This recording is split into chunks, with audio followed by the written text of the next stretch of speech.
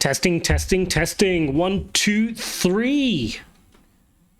Welcome to the first live stream. I think we're all set up on Kick. Make sure you guys are followed and subscribed. So what I'm aiming to do here is I want to be able to cover off the whole crypto market, just chill with you guys, monitor the markets, look at technical analysis, share my screen, listen to mainstream media. We can listen to Bloomberg, we can listen to CNBC, look at the charts, do some live technical analysis, and just watch the markets, right? It's a crazy period in the markets right now. You've got Trump going ballistic, markets tanking. So what better time than for us to chill, spend some time together. Make sure you jump in the chat as well. I'm just testing it here so you guys can see it. Let's just do a few more tests just to make sure it's working. And yeah, test. Good. You can see it all popping up. So feel free when you jump in to drop us a message, engage with us here in the community. Let me just put it in Telegram as well, so you guys know we're here. And that's the point here. I don't want this to just, you know, be widespread. Just want a small group of people that want to spend time, want to interact together and talk about the markets, right? So that's the aim of these live streams here. So let's just make sure everything's working, and feel free to message me if something's not working. If you can't hear me clearly, if you can't see my screen, if you can't hear the TV properly, just shout and let me know, okay? So let's start off by sharing TV. So if I fade my audio down, we should hear in the global economy. Is the rest of the world about to get a second China shock? If the wars go up in the United States, are we about to get another disinflationary bust worldwide? I think certainly, John, I think the question is how long do the walls stay up? And I think the reality... You've got your doubts. It's the second time you've gone there. Where do these doubts come from? Well, I think the reality is that we ultimately saw tariffs as a risk, but we saw them more as negotiating tactics. And so we're not necessarily sure that you don't have some détente in terms of particularly some of the East Asian countries who have incredibly dominated export growth. And so whether it be via currency changes and devaluations, or maybe coming to the table on some of the current tariff levels, I think there's still some hope that things may change in the next several weeks. I'm smiling because I find it amazing. Here we are, 2 days out from reciprocal tariffs kicking in, 20% on Europe, 34% on China, baseline tariffs already in over the weekend, and we're still sitting here on Wall Street having a debate as to whether these are negotiations or the new rules of the game. It begs the question, where would markets be if people believed that these were the new rules of the game? That is ultimately the question that I have at a time where clearly there are many people who believe this is still just a negotiating tactic. Dan, can you help us answer that question? Well, I think it really also depends on the point and the direction of travel we're coming from in the U.S. I mean, we were coming from a point of 3% plus growth that was largely government and fiscal oriented. And so we're taking a tremendous amount of near-term painful medicine to try to... Cool. I can see a couple of viewers in here. Do drop me a hello so I know you can hear everything okay. What's going on. I also just think that we were playing with, or we had a starting point of fairly decent cushion to begin with. Just to be more specific, how much more downside is there on U.S. equity markets if these tariffs are not negotiating tools, but they are actually the ultimate goal? If they're the ultimate goal, then we have to reset earnings much lower. So if you just do simple math, earnings could be washed out this year. We were expecting 10% earnings growth at last glance before the last several weeks. So if you had zero earnings growth and multiples reset lower from that, you could be dealing with probably another 5, 7, 8% downside from here in the S&P. Now, who knows as well how delayed a tax deal would be. That could certainly be something that could change sentiment. So just to weigh in here, guys, what he's basically saying is like there could be more fall in the traditional markets, right? So what he's saying is if there are companies that cannot just, they don't have pricing power, they can't just move higher costs from the tariffs onto consumers, therefore that's going to affect their earnings. If it's going to affect their earnings, you need to adjust by the percentage he's saying in terms of company growth, and that's going to lead to more fall in the S&P, in the NASDAQ, and therefore more fall in crypto markets, right? That's the really, you know, back of the napkin kind of explanation of what he's saying there. Now, so far, let's just turn off this TV for a bit. Let's jump back into my screen. I mean, Asia's been an absolute rout, right? So we still got a few hours left before US opens. What I'll try to do is probably as we get used to streaming, we'll probably do it on US Open, which is about 5:30 p.m. time here in Dubai. Let me know if that works for you. I think that's a good time to kind of stream, because normally just before the US Open, sometimes you get things like CPI, which we're getting later this week. So we can cover off things like CPI, some of the jobs figures, non-farm payrolls. We can look at how the market's reacting. And then normally another interesting time to stream, maybe later in the day, which will be later my time, is the US close. I think those are two interesting times to watch for the markets, and also where we get some interesting updates. So yeah, let's take a look at the Asian markets, because it wasn't fun. I mean, the ASX went down 4.23%, Nikkei down 8%, Nifty down 3.2%, HSI, which is the Hong Kong, down 13%, and Shanghai down 7.3%. I mean, this is just not normal. I think you guys know that, but this is beyond that. This is really, really bad. Numbers, and you've even seen now major exchanges like I read with Singapore and Thailand and a few others, they've had to use circuit breakers, which is them halting the trading. So they're actually having to intervene with the market and say, look, this is going too much. You can't short sell now because you're just dumping the market. So in crypto, of course, we can't do this. Crypto market just takes the brunt of the impact, because we can't just switch a circuit switcher and stop the bleeding. But you can see over the last kind of 5-6 hours here, we've tried to recover. In fact, let's look at the 4-hourly chart here. You can see Sunday's where the dump started yesterday around 5 p.m. my time here. And we just fell, right? We just kept falling. These are horrible candlesticks, by the way. This one particular 4-hour candlestick was 3.5% down on Bitcoin. So it was almost like Bitcoin had a sudden realization that it needed to catch up with the markets. I also spoke in my video earlier today on YouTube, if you haven't watched it, that part of the concern here around the market was some of the sentiment being shared. You had, Lutnick and a few others come out and say, yes, countries are negotiating, but at the end of the day, what he's saying is that this didn't happen overnight, and it's not going to fix itself in days or even weeks. And that particular phrase really did upset markets, right? So I think that's pretty much what triggered today's pain. Of course, US market is opening up soon as well, and the pre-market is showing more pain. This was a little bit worse a couple of hours ago when I made the YouTube video. It's kind of settling down a little bit, but I mean, you're still looking at another 2% down day on the NASDAQ, which isn't the prettiest, right? Another 2% down on the NASDAQ is not going to shape up well. Dow Jones, another 2% down. S&P looks like it wants to go another 2% down.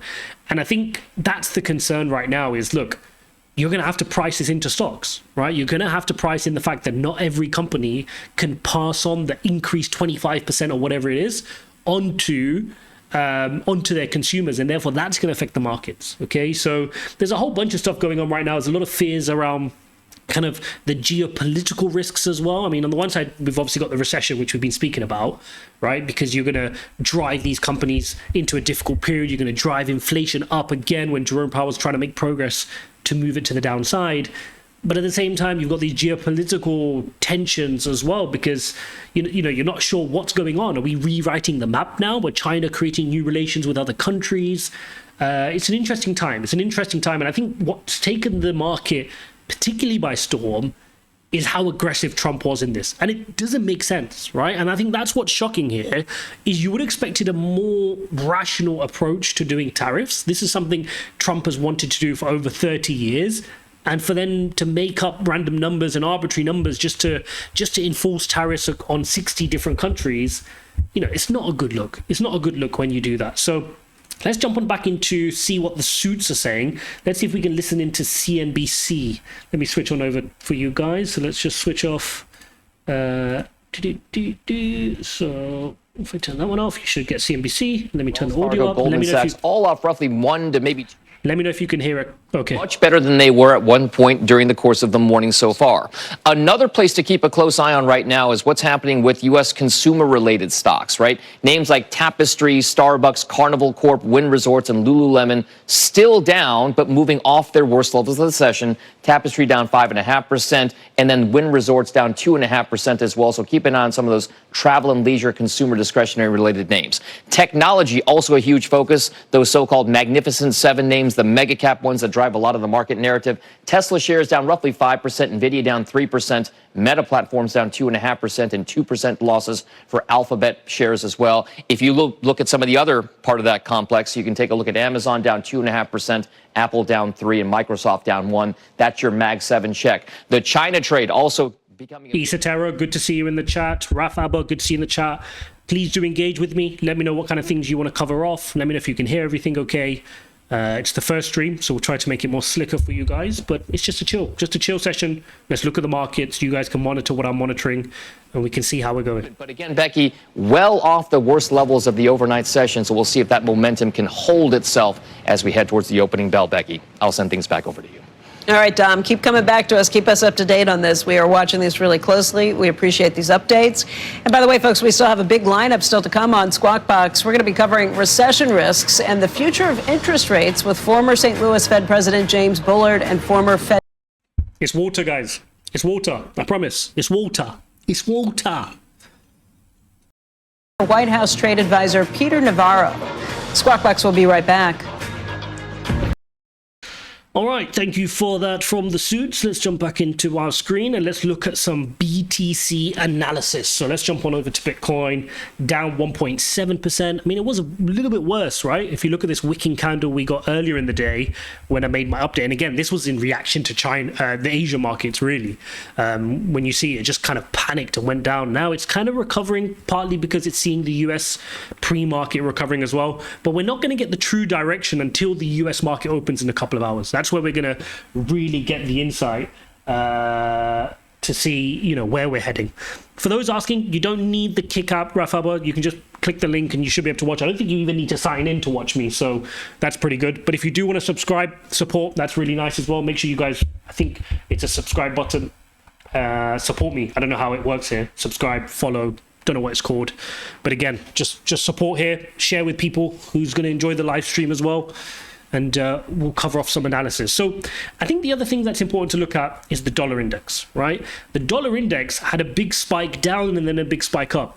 The reason for that is this isn't just your traditional risk off, right? So let me explain, because I think this is a little bit more of a nuanced kind of topic, and that's what these live streams are good for. So your dollar index typically does well in risk off times, right? When risk is rotating off, where do people go? They go to a safe asset class. What's considered the risk-free safe asset class? US dollar. And they take US dollar, they buy US government bonds, and they get the risk-free return, which is whatever the yield is on the US 10-year, which is right now just shy of 4%, right? Now, because this was a US-related thing where Trump has imposed the tariffs from US side and the fears of reciprocal tariffs back to the US, we've not seen that strength in the dollar index. So hopefully that explains it, guys. The dollar index initially dumped and then kind of recovered. You're just seeing this kind of, you know, back and fro. So we are risk off. You can see that from the market, right? Everybody's scared.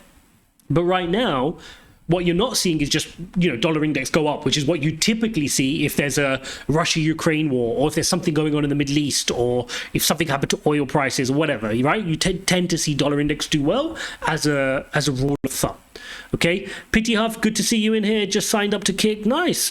Do support, guys. Do hit up the like, follow button, or whatever you're supposed to do here. We'll figure it out as we go along. I'm sure I can do some nice pop-ups and alerts and all that good jazz in the future. Like, for example, I'm pretty sure we can do let's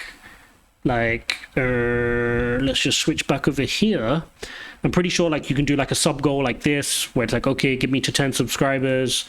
We can put how many viewers we got. Let's keep that here, actually. No, let's put that up here. How does that look up there? Chuck that in the top right for when I'm on my cam. And yeah, just make sure you're engaged, guys. I'll drop it in the Telegram anytime I am live, but also make sure you're following here so that you see the updates and we can just chill. MPT11, nice. You lot are downloading the Kick app, good stuff. So the other thing I did want to cover off is this. It's going to become a big conversation this week, and that is the pricing in of a rate cut, right? Now, Trump came out towards the end of last week saying, Jerome Powell, cut interest rates, right? Do the needful. Let's just switch back to CNBC. Let's see. Actually, no, let's finish this report. But I don't see Jerome Powell jumping in to do an emergency rate cut to keep it short. I don't think he's going to do that. Okay, now I'm just looking at CNBC here because they're showing this. This is what's interesting. Let me just pop this off. See that? So we got this. They got the percentage. If a recession hits the US, do you expect your company? This is some interesting news, actually. Let's listen in on this. More on the recession risks and the Fed fears. Former St. Louis Fed President James Bullard. He is now dean of the Mitch Daniels School of Business at Purdue. This guy's super hawkish, right, on the Fed. So let's listen to what he says. Reaction to the tariffs thus far and what you think they portend. Yeah, thanks. So I think the main thing is that this has dramatically raised the risk of a Smoot-Hawley type outcome. So Smoot-Hawley was 1930.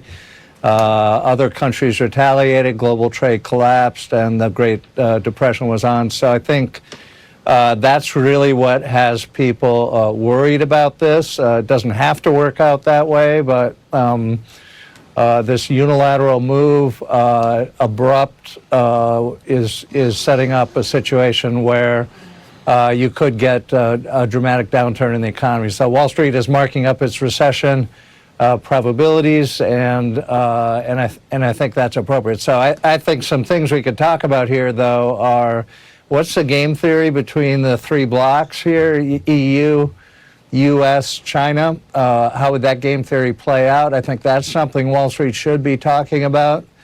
And what's the chance that this will stick through the courts? Because I think this is probably executive overreach compared to what Congress. You can do things like this if you want, but you probably have to have Congress weigh in on that. Dean, before we even get farther than that, let me just ask you about the prospect of contagion. So as these markets continue to fall, if they do continue to fall, is there a breaking point? Forget about what you think that portends for the economy in the future, but for the economy right now, do you look at private credit? Do you look at the banking system? Do you look at any other part of our economy that you think could be impacted by what we're seeing in the markets today, tomorrow, Wednesday, Thursday, Friday? Yeah, I mean, unfortunately, the effects are immediate because it affects expectations about investment globally. And we've talked about it before on this show. I mean, who wants to invest when you don't know what the rules are going to be? And so major projects are all going to be delayed all around the world until until you get some clarity on how this is going to play out. That affects output today in the U.S. and around the world, and so yeah, it's a very dramatic impact. Hey, Jim, the president putting on Truth Social today a statement that he thinks the Fed should be cutting rates right now. Markets are baking in at this point 5 rate cuts from the Fed this year. Do you We just spoke about this. Cut rates? Yeah, I think Chair Powell got the right balance. He wants to make sure that any price disruption doesn't feed through to inflation expectations, and then you'd have an inflation problem on your hands. There's no reason really for the Fed to do anything right now. The hard data right now is satisfactory, and so we'll see how this plays out going forward. So, and you've got, as you guys have been talking about, the negotiation angle, so other countries could react possibly relatively quickly within a few months, and you'd get more clarity on the outcome here. But your advice is no cuts for the next several months. Yeah, I don't think I would react. So the problem is if you react right now and then this gets resolved, what do? You put rates back up? So I just don't, and I don't think this is really about 25 basis points on the Fed funds rate. This is about the global trading arrangements, so it's not really, monetary policy is not really the focus here. Also, rates are down anyway, Right. 10 years down below 5%, so you've got some natural cushion coming from other sources. A weaker dollar can be something that people actually like sometimes, Jim, but if it starts being disorderly, it can just feed on itself and be a total disaster. Are we anywhere near that yet? I don't think so, not based on what's happened so far. I think you've still got this flight to safety going on in global markets, still the reserve currency, and so in that sense, I think the dollar's okay. Usually when a currency really gets into trouble is if global markets think the country is, sort of mismanaged, I would say. I don't think we're in that boat. This is a policy that is trying to gain retribution for years of other types of trade policy, but I think right now I think the dollar's okay. And what's your favorite canary in the coal mine for the economy itself? And we already saw some junk bonds premium spike. worrying about recession risk. Is there anything else you'd be paying attention? Because the economy on Friday, I mean, looking back a month, the jobs picture is better than people thought. I mean, we're not dead yet. Yeah, that's right. And I do think that the initial conditions coming into 2025 have been very good. And so in that sense, you're starting from a good position as opposed to starting from a weak position. So that part is good. And some of these other developments like the lower 10-year and other things do cushion things a little bit. But there's no doubt about it. This is a very extreme move by the United States, and it does threaten the Smoot-Hawley outcome, and that's what markets are pricing in. Dean, I just want to go back to the idea of there's the Smoot-Hawley issue, which could last a very long time. One of the things that happened back then. I just want to let Bullard wrap up here, guys. Remember, this is a hawkish Fed official. It's good to know what the Fed are thinking. This time around, I'm questioning or concerned about the immediacy of what's happening now, which is just the plumbing of the financial system. Do you have any concern about that at all in terms of what we're looking at straight ahead of us? Well, if you got into a serious downturn, which we're not in yet, this is all in expectations here, but if you did get into a serious downturn, you would have to worry about financial stability elements and where that was going to go. I'm not surprised credit spreads moving up. You'd want to demand more protection for lending to less credit-worthy firms. So all of that's happening. All of that I would regard as kind of a natural dynamic when the outlook is very cloudy. But none of that is the core problem here. The core problem is you're trying to change trade policy very abruptly and globally. And it's very unclear how this is going to play out. Dean Bullard, we want to thank you, as always, for joining us, especially on a day like this morning. Thank you. Great.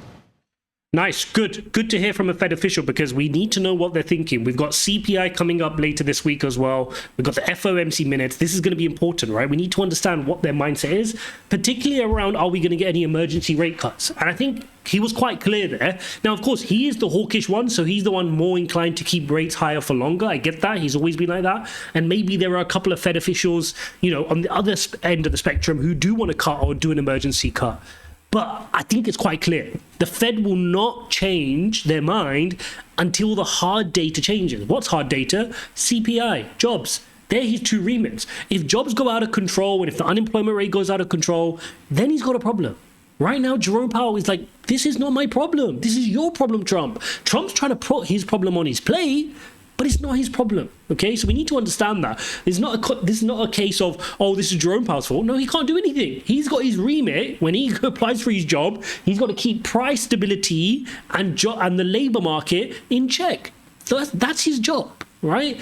So this is just disingenuous from Trump to want somebody else to fix his stock market while he's putting global tariffs on everybody else. And of course, Trump needs a stock market green because that's his negotiating power, right? He's getting the exact impact he wants. He wants Asian markets to fall like this. He wants Europe to fall like this. I mean, the FTSE, the UK, is down 3.7% today. The DAX is down 4.2. The Stock 600 is down 4.2. CAC, France, 4.27. Right? Decimation globally. The problem for Trump is that decimation is equally, if not worse, in the US. Right? That's the point. So the global, in terms of the global negotiating power, he's not done anything. Right? If he wanted to do something, he needs to have his bargaining arm strong, and he needs the other countries to be relatively weaker. Right? If China's market was tanking, but US was remaining strong, he can take his time. Be like, what are you going to do, Xi Jinping? What are you going to do? You see what I mean? He can play the game, but not like this. If his markets are dumping, he's going to have domestic pressure. And then it comes a case of who can handle their domestic pressure for longer. And guess what? I'll give you the answer.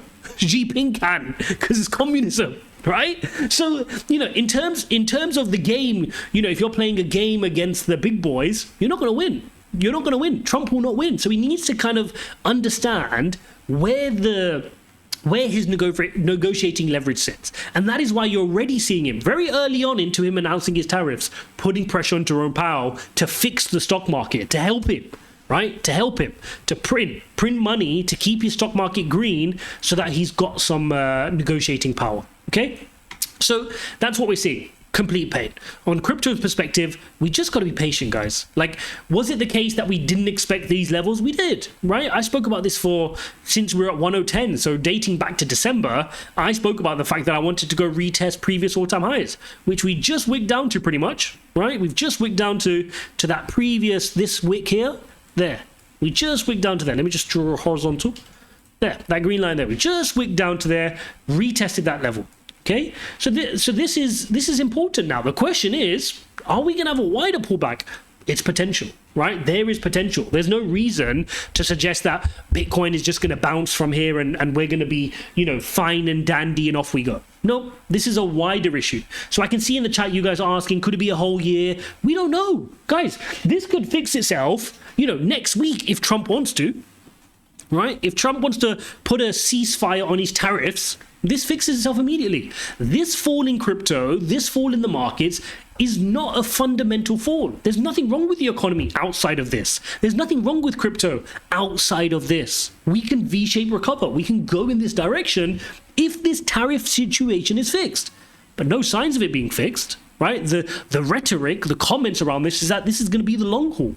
That this is, this could last not just days and weeks, but months and years. So, this is all where you have to understand that risk is rotating off because of that reason. Investors hate uncertainty. If you told investors this tariff stuff is going to go on for 6 months and then we'll be okay, they'll be fine with it, right? And I think when we zoom out, it's important to understand, look at this headline. This is exactly what Trump is causing. Look at this. Volkswagen Audi is holding back cars that arrived in US ports after April 2nd. Right? He's just creating turmoil. Klarna in the US, I just read billions of dollars of IPOs are sitting on the sidelines that would have IPO'd in the US. Klarna, these kind of apps, they're not IPOing right now. Because now is not the time to IPO. You've got, Trump and his team think that suddenly everyone's going to open factories in the US. Are you feeling okay? If you're a major CEO right now seeing this tariff, nightmare right now, what are you doing?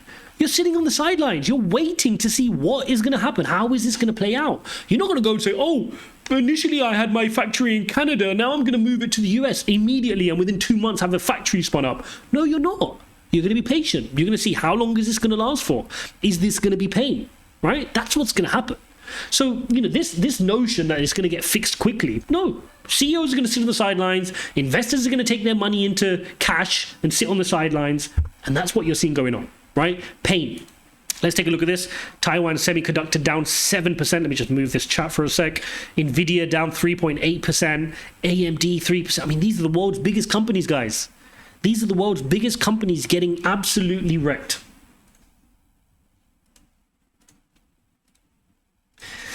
Let's see what Bloomberg is saying. Additional supply. So what's the why here? And I spent a lot of time over the weekend trying to understand what Saudi Arabia's motivation is. Is it an olive branch to the Trump administration to say we're on board with you to bring down oil prices? Is it trying to punish some of the OPEC members for producing more than their quotas are and saying that we're going to take away some of your profitability? Is it to solidify their role in global markets? Or is it in response to something that they see coming down the pike? Either way, oil prices are going down, yes, but not necessarily for the right reasons or as a reliable tell about what that means going forward. We've seen them fight for market share before, and I wonder if that's what's happening now. Brent right now is at 64, WTI at $60 and about 60 cents. Let's turn to foreign exchange. Goldman Sachs expected the yen to strengthen to the low 140 levels against the dollar this year. Global FX and interest rates head Kamakshir Trivedi saying the yen offers investors the best currency hedge against increased recession chances. Kamakshir joins us now for more. And there's certainly increasingly odds of a recession on the cards here, Kamakshir, and I just wonder whether you still believe that is the best hedge for this moment. Good morning. Yes, I do think that the yen is one of the best hedges in this type of environment. We have long maintained that the best environment for the yen is when U.S. equities and U.S. rates fall together. And yes, they have fallen a lot already in the past week. You had some monumental moves in the last couple of trading sessions. But even with these levels, for example, of rate shifts, you're still above the levels where you were, for example, in August last year when recession risks were thought to to be pretty high. We think that recession chances are higher now than they were at that time. We raised our probability of recession to 45% over the weekend. And in that type of environment, when you're seeing U.S. equities, U.S. rates go down together, the yen tends to outperform. There's also a more micro reason, which is that if you look at the last few days, the dollar-yen exchange rate, in fact, has actually done less than you might have expected given the move in the rate difference. Just wanted to cover this off with you guys. Look at this, guys. So these are the probabilities of US recession before the tariffs and after. So if you look before the tariffs, JP Morgan had it 40%. They've now gone 60. I'm pretty sure they revised this up a little bit more as well. Goldman Sachs have gone from 35 to 45%. S&P Global has gone from 25 to 30 to 35. HSBC is saying 40% chance of recession. To think about broad-based dollar strength. Do you believe it's different this time?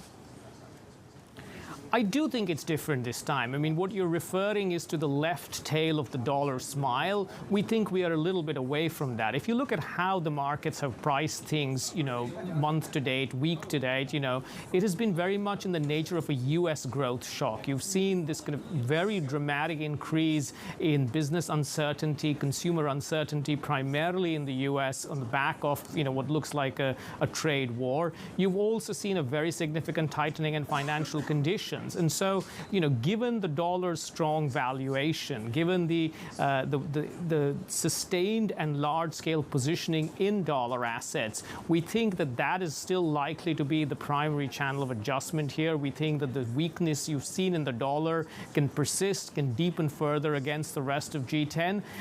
Yes, there is some risk that if this, U.S. shock morphs into something that is much more liquidity-driven, market stress-driven, that, then goes on to the rest of the world, that you start edging into the left tail of the dollar smile. But I still think we are some way away from that. How much are you taking some signal right now from the fact that, as we've been talking about all morning, we haven't seen as big of a rally into the long end of the U.S. yield curve, even now, than many people would expect, given the risk-off tone in equities? I think that is important. And I think that, in a way, normally you would think that is the buffer or the offset, if you like, to some of the shocks that you're seeing. But I think it is, again, the nature of the shock we're facing. The complication with the tariffs is that not only do they cause this uncertainty that sort of compounds the risks that, make us worry about recession, but they also raise prices, that you see inflationary impact. Okay, so one thing I did want to share with you guys who have jumped on this stream is that we have to understand that these kinds of moments, these kinds of, whether you want to call it 1 sigma, 2 sigma events, they are very fleeting. So I think sometimes when you're in the eye of the storm, you think that this is really, really bad. And oftentimes it is really, really bad relatively. But you have to remind yourself that markets and investors have a longer time horizon, right? So it's important to understand that right now, this may feel really, really scary. It may feel really, really difficult buying the dip. It may feel really, really scary to just be in crypto and hold your Bitcoin even, right? People are panic selling. But you have to remind yourself that within 6 months from now, today doesn't look as bad. Whether it's a war, whether it's a company going into liquidation. I mean, remember, even a couple of weeks ago, we had the Bybit hack. How scary were those few hours when, Bybit gets hacked for the biggest crypto hack, 1.5 billion, right? But when you zoom out, things always turn better. Remind yourself of the pandemic period. Remind yourself of COVID. How scary was that time? How scared was the market? And yet you V-shaped recover very, very quickly. I mean, let's see if we can pull up the chart on that. It'll be interesting to look at that. Let's see if I can. This is the S&P. Right, let's go back to 2020. Let's go back to weekly chart here. This is our crash now, right? Look at this. This 2008. Where's our COVID period? Here, look at this. Look at this. We fell off a cliff, right? This was the panic of COVID. And then look, within months, you V-shaped recovery, not only to V-shaped recovery, but to go hit records. Oh, I'm not even showing the screen. Great, nice. Here, look at this. Look at this. This is what I want to show you guys. Look at this. This dip here is COVID. That dip there is COVID. And then boom, V-shaped recovery, creates higher highs, comes back down for a bit and goes up again. Now, this is the pullback we're in now. Yes, it's not fun. Yes, it's painful. But the S&P over time eats this kind of stuff, right? It really does eat this kind of stuff. And over time, investors win. Let me just see what you guys are saying in the chats. Pity Huff, sorry, gotta run. Hopefully be back soon. Yes, jump on soon. You can catch up with the replays as well. The problem is Trump is a narcissist. Him changing his mind is a hard move. Yeah, I mean, look, this is the thing, right? Like, at the end of the day, he's got his vision on what he wants to do. The problem markets have right now is they can't rationalize it. They don't understand what he's doing, nor can I sit here and rationalize it. And that's the problem. Like, it's emotive. It doesn't feel rational. Like, even the numbers were made up. These kind of things bothered me. There was a world where if Trump came out with a sensible plan around tariffs, we don't get this panic. We do get a slight pullback, but we don't get this panic, this crashing, this dumping behavior. This is happening because of his approach. It was so widespread. It was so poorly thought out. It was so arbitrary in its nature that this is why you're getting pain in the market. Okay, this is the fundamental reason you're getting this huge dump in the market. But you got to be patient as an investor. You got to understand that you get ebbs and flows, and ultimately, you know, it'll play itself out, and you'll look back and be like, oh, I wish I bought the dip a bit more, right? Ultimately, that's what you end up looking at. Let's now switch on back over to see what the suits are saying. 10 years, it led to a lot of foolish policies. Jim Cramer was saying last night that he would be cautious as well because we have not heard from Europe yet, and that there could be another leg down if Europe responds the way China did. Yeah, I would just say things are very uncertain, period. And yeah, you got to decide how much risk you want to take.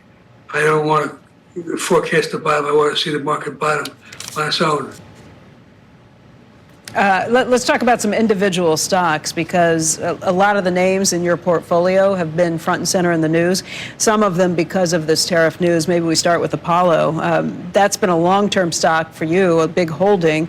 It was down 20% on Friday, down 20% last week, and I think down 34% for the year to date. What do you think about the business? I think they're very well positioned. But again, you know, I'm not into it at the current time. My best stock I mentioned in the program last time was... and this guy needs to retire, man. Mr. Cooper, which did a very intelligent deal. Very big winner. It's helped me a lot this year. We continue to like it. What do you think of the Rocket proposal to combine with Cooper in an all-stock deal? I think it's 11 shares of Rocket for 1 share of Mr. Cooper. We think it's a very intelligent deal. Rocket is the originator of mortgages, and Mr. Cooper does some origination, but they're mainly an MSR holder.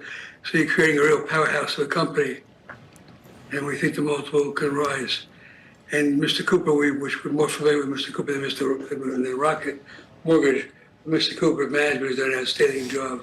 We're very confident in them. Lee, what happens with mortgages and with the housing picture? Obviously, rates are down, and you could be looking at adjustable rate mortgages, at least, that hit 5.5% soon, just based on what we've seen with some of these things. Is that good news for the market, or is it a lot harder if we head into a downturn, a recession? Is that a lot harder for people then to be able to put up the money for any of this? No, I mean, housing is typically counter-cyclical. The problem with it is that people have refinanced. This extended period of zero interest rates have led to demand being pulled forward. And so there's not a lot of refinancing to be done. But I suspect that housing will lead us out of this demise in the economy. I have no question about that. Lee, let's talk about KBR. That's another one of your stocks, and you know it feeds into defense and supplying there. There have been some concerns about the efforts at DOGE and whether that's going to hurt stocks like KBR. For the 1 year period, it's down 26%. I think it was down 7% on Friday. What's your take? Well, look, there's never a stock that's down without a reason. There's never a stock that's up without a reason. Okay, and our job is to figure out whether the reasons are reasonable or wrong. And we think that the market is over-discounting the KBR issues. And we don't think the Department of Defense will be cutting back spending anytime soon. Not in the world that we see. We all know what I've said. Go ahead. In the past, in bear markets. I thought he fell asleep. I thought he fell asleep mid-interview. We pay taxes, we're not selling. and we're liquid, and we're being very careful. Okay, so being careful but still having confidence in the market and not selling out of things. Welcome, viewers. Make sure you hit the follow button. Engage with me in the chat. Cheap relative to interest rates. And I would say that we've been here before. You know, recessions last about 6 to 8 months, and bear markets last about the same amount of time, and they go down about 25%. And I read a statistic recently. And guys, just as a warning, if we do head into a recession, right, what's the one thing you can do? Have cash on the sidelines. That's the biggest thing you can do if we head into a recession, the biggest strength you're going to feel. And trust me, I've been there. I've sat on the sidelines with no cash on dips, and it's super painful. Super painful, because you'll do the hard work, you'll have conviction, you have all these things, but you don't have cash. So figure out how to get some cash, guys. People didn't make money in the stock market. It's kind of rare, and we haven't. You know, we've been spoiled, I think, since like 1982 or so. Do you think that what's happening right now could get us into a mess like that, where equities do nothing over a decade? Or do you think 2 years from now, a year and a half, 2 years, will we be at new highs in the averages, or you just can't make that determination? I started my Wall Street career on February 1st of 1967. The Dow was 1,000. And 15 years later, 1982 was 1,000. And I made my money. Let's switch to Bloomberg. Thursday, down by 4.9. The biggest sell-off we've seen going back to the pandemic. On the NASDAQ, down 2.9% on the session.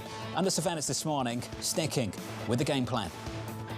There is no postponing. They are definitely going to stay in place for days and weeks. The president needs to reset global trade. The countries of the world are ripping us off, and it's got to end. The president has made it crystal clear. This is the policy we're going to. And this is the exact statement that's upsetting markets this morning, guys. This is exactly what dumped Asia. This is exactly what's creating panic for the US Open.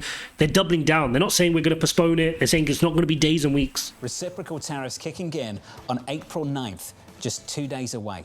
Joining us now from Washington, D.C., Bloomberg's Anne-Marie. Anne-Marie, good morning.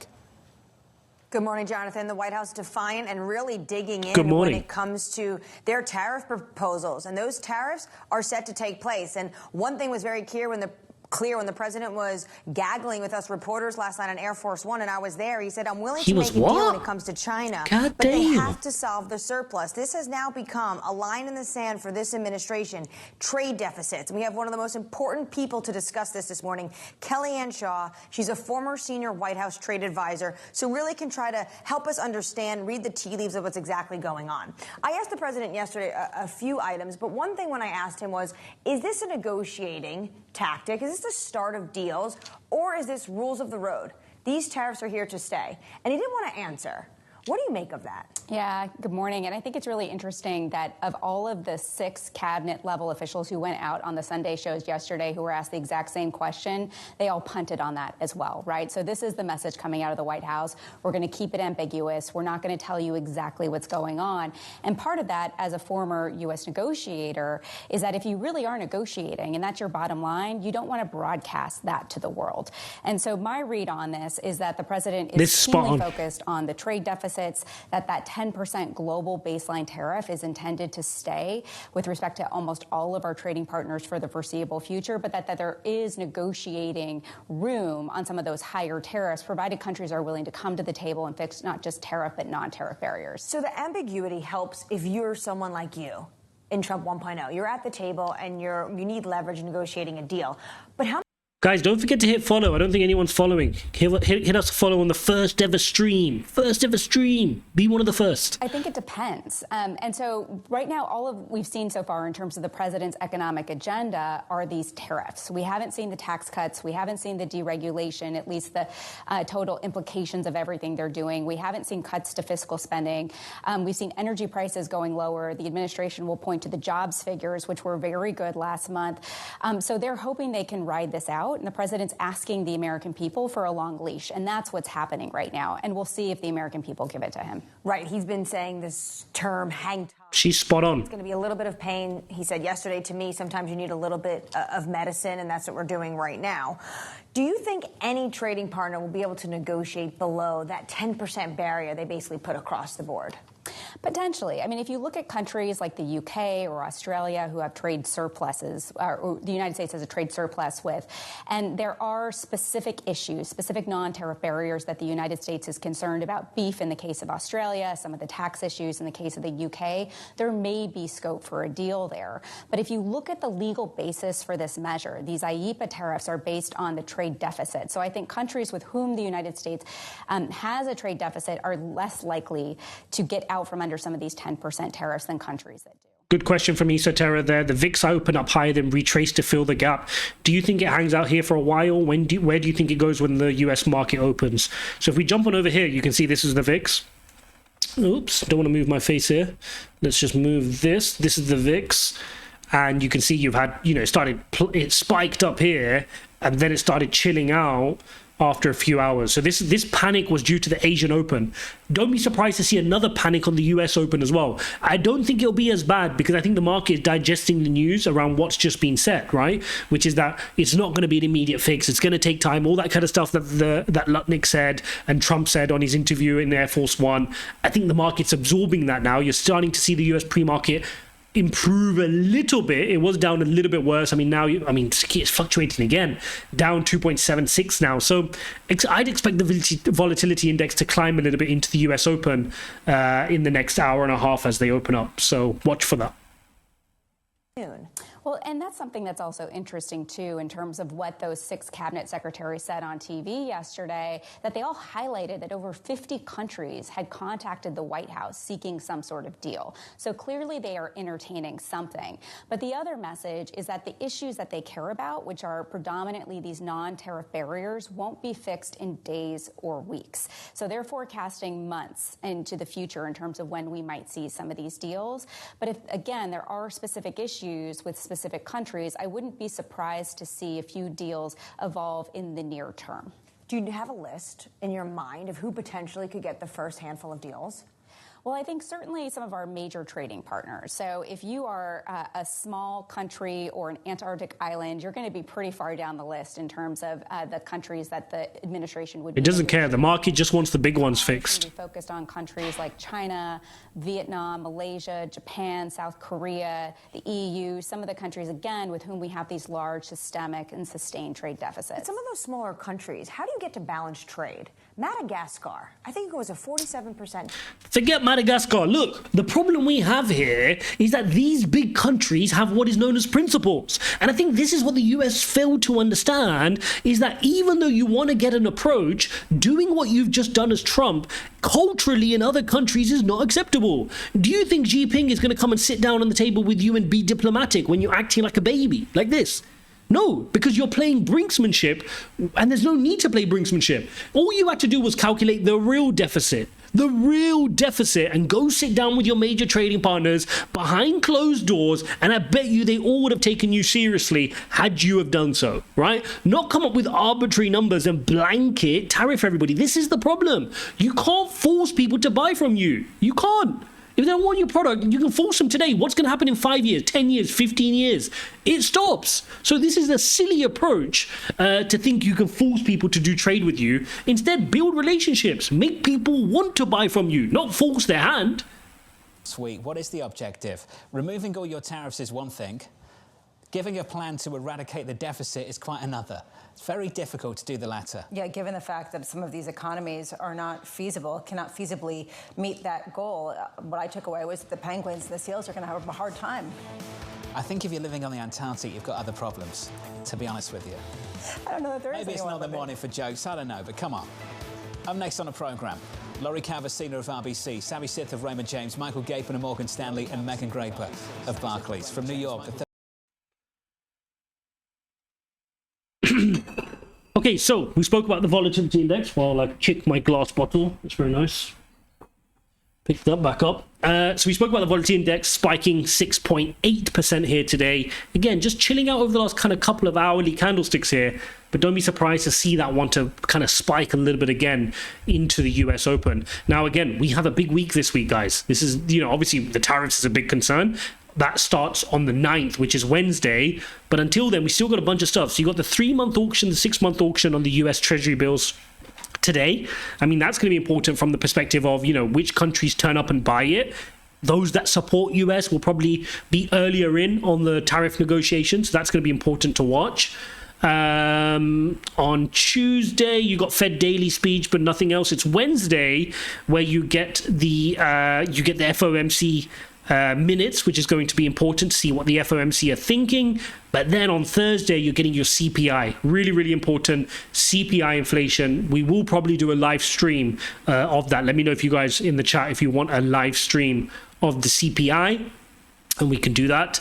And then later on, you get the PPI on Friday. Okay, so this is your inflation week. You got Fed Harker speaking on Thursday as well. Fed Goolsbee on Thursday as well. So it's a busy week. It's a busy week. You also got some consumer sentiment data coming out as well, which of course, given the fears around recession and stuff, could throw a little bit of a curveball and affect markets as well. So a lot of data at play this week for us to monitor. Okay, so we got Bitcoin here on the 5-minute chart, trying to create a higher low. Remember, you want to create, that's your low, higher low, you want to create a higher low, and you want to create a higher high, and you want to start recovering here on the 5-minute chart. If we zoom out to the hourly, you can see it's done a decent job, to be fair, of recovering. It flashed yesterday on a Sunday, it flashed a bit more today, and then really once it hit that low of 74.4, you saw that the dip started to get bought. The question is, though, will this just be a rotation back down to the 73, 74 level? That's what we need to look out for. In terms of the trend, guys, we're not in good shape on any of the time frames, right? I mean, if you look at hourly, we're below our EMA ribbon. On the 4-hourly, we're below our EMA ribbon significantly. On the daily, we're below our EMA ribbon, with yesterday's candlestick being very definitive that we weren't just gonna, recover quickly back above our EMA ribbon. It was a slap, boom, break of trend to the downside, okay? So really now you focus your attention on the weekly, like I shared in the YouTube video, and that's where things get really concerning, because in 6 days time, Sunday midnight, next Sunday, if we close this weekly candlestick below the EMA ribbon, remember at the moment we've wicked, right? We wicked today below the EMA ribbon, but even now at the time of recording, we're not below the EMA ribbon. We're back in it at the current price. So we need that by the end of the week. We need to stay within this EMA ribbon on the weekly candle close, which means we need some good data this week. Bad data, more panic, and we start closing below the weekly candlestick, which isn't going to be good. Little Scam Live, thanks for the W in the chat. I think that's what people do here, right? They throw W's in the chat. If you're enjoying the chat, throw W's in the chat. I think that's what all the kids are doing nowadays. So you guys throw some W's in the chat as well if you're enjoying this live stream. Let's be the biggest investing in crypto channel here on Kick. Let's provide the best data, insights, keep it fun, keep it enjoyable. If you appreciate that, then do. Okay, cool. Let's see what else we've got here going on. We've got Ethereum, guys. Let's talk about Ethereum. God damn, 1480 on Ethereum, right? Really cheap prices. I mean, this is phenomenal. Of course, Ethereum was not participating when Bitcoin went to its highs of 110, and to be honest, it's struggling. I mean, it's really struggling here. It's now come back to levels lower. I mean, I'm gonna tell you this exactly. Let me just figure it out. We've not touched this level since March of 2023. Ouch. Right? You're getting 2-year pricing on Ethereum, which is insanity. I mean, I just want to put that into perspective. Like, whether you agree with the tech or whatever's going on with Vitalik and the lack of development and the rest of it, I think we have to understand that you're buying crypto, the second biggest crypto, at pricing from 2 years ago. 2 years ago, let's take a look. Let's take a look at this. 2 years ago, 2023, March 2023. Let's just take you here. Boom, boom, boom, boom. March of 2023, Bitcoin is around 28, 29K. It's the equivalent of you buying Bitcoin at 28, 29K is the Ethereum pricing right now. Huge risk to reward right now, and that's something I'm going to be looking to buy the dip on. Like I said, I'm not desperate to buy the dip on anything because the market is so uncertain. So I'm nibbling slowly. I'm not putting big cash on any single position right now. I'm just nibbling slowly, okay? Because for me, there is still more downside. We could lose the EMA ribbon here on Bitcoin. Things could get a bit techie on this level, right? It could get quite tricky here.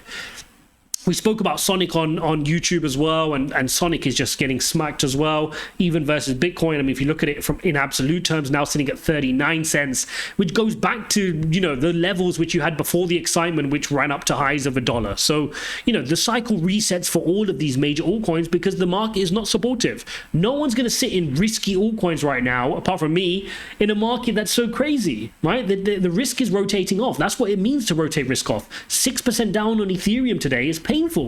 If we look at total market cap, this is going to illustrate it to you. Let me go into monthly chart. Look at this.